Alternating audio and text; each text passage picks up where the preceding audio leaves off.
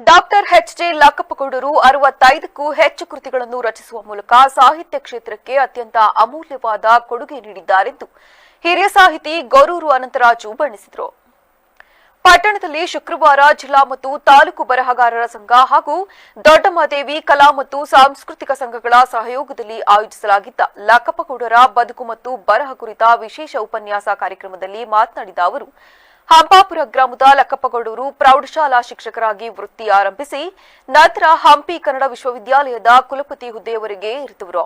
ಶ್ರೀ ರಾಮಾಯಣ ದರ್ಶನಂ ಒಂದು ವಿಮರ್ಶಾತ್ಮಕ ಅಧ್ಯಯನ ಮಹಾಪ್ರಬಂಧಕ್ಕೆ ಪಿಎಚ್ಡಿ ಪಡೆದ ಇವರು ಮೈಸೂರು ವಿಶ್ವವಿದ್ಯಾಲಯದಲ್ಲಿ ಕನ್ನಡ ಚಟುವಟಿಕೆಗಳ ಮೂಲಕ ಗುರುತಿಸಿಕೊಂಡಿದ್ದರು.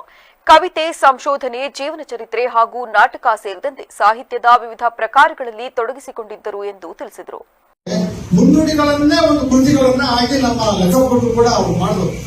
ಈಗ ಲಕ್ಕಪ್ಪಗೌಡರು ಕೂಡ ನಮ್ಮ ಈ ಜಿಲ್ಲೆಯವರು. ನಾನು ಮೊನ್ನೆ ರಂಗಗೀತೆ, ನಮ್ಮ ಹಾಸನ ಜಿಲ್ಲೆ ಮತ್ತೆ ಮೈಸೂರು ಭಾಗದಲ್ಲಿ ರಂಗಗೀತೆ ಇದೆಯಲ್ಲ, ಬಹಳ ರಂಗ ನಾಟಕಗಳು ಎಷ್ಟೇ ನಾವು ಸಾಮಾಜಿಕ ನಾಟಕಗಳು ಹಿಂದೆ ಸುಳಿದಾದ್ರು ಕೂಡ ರಂಗ ಬೂಂದಿ ಮತ್ತೆ ನಾಟಕಗಳು ಕೂಡ ಇವತ್ತು ಪುನಶ್ಚೇತನ ಕೊಟ್ಟು ಎಷ್ಟು 1 ಲಕ್ಷ ಆಗಿ 2 ಲಕ್ಷ ಆಗಿ ಆ ನಾಟಕಗಳು ನಡೀತಾ ಇದ್ದಾವೆ. ಹಳ್ಳಿಗಳು ಜಿಲ್ಲಾ ಬರಹಗಾರರ ಸಂಘದ ಅಧ್ಯಕ್ಷರಾದ ಡಿ ಸುಂದರೇಶ್ ಉಡುವಾರಿ ಅವರು ಮಾತನಾಡಿ, ಎಲೆಮರೆ ಕಾಯಿಯಂತಿರುವ ಪ್ರತಿಭೆಗಳನ್ನು ಗುರುತಿಸಿ ಸನ್ಮಾನಿಸುವುದು ನಮ್ಮ ಸಂಘದ ಗುರಿ. ಮುಂದಿನ ದಿನಗಳಲ್ಲಿ ಇನ್ನಷ್ಟು ಸಾಂಸ್ಕೃತಿಕ ಚಟುವಟಿಕೆಗಳನ್ನು ಹಮ್ಮಿಕೊಳ್ಳಲಾಗುವುದೆಂದು ತಿಳಿಸಿದರು. ಅವನ ಒಂದು ಸ್ಮರಿಸುವಂತ ಕೆಲಸವನ್ನು ನಾವು ಮಾಡಬೇಕು ಅಂತ ಹೇಳಿ ಅವರ ಹತ್ರ ಚರ್ಚೆ ಮಾಡಿ 2 ದಿನದಲ್ಲಿ ಕಾರ್ಯಕ್ರಮವನ್ನು ಆಯೋಜನೆ ಮಾಡಿದ್ರು. ನನಗೆ ಫೋನ್ ಮಾಡಿದ್ರು, ಸರ್ ನಿಮ್ಮ ಕಾರ್ಯಕ್ರಮ ಮಾತ್ರ 100 ಜನ ಸೇರ್ತಾರೆ, ಶಿಕ್ಷಕರ ಲೋಕಲ್ ಭವನದಲ್ಲಿ ಜಾಗ ಆಗೋದಾ ಅಂತ.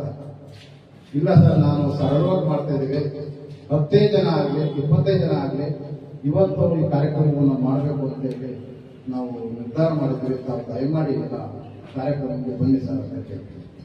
ಆಗ ನಮ್ಮ ರಾಜೇಗೌಡರು ನಮ್ಮ ಈ ಸಂದರ್ಭದಲ್ಲಿ ಸಕಲೇಶಪುರದ ಕವಯಿತ್ರಿ ಎಸ್ ಲಲಿತಾ ಅವರ ಅಂಕುರ ಎಂಬ ಕೃತಿಯನ್ನು ಬಿಡುಗಡೆ ಮಾಡಲಾಯಿತು.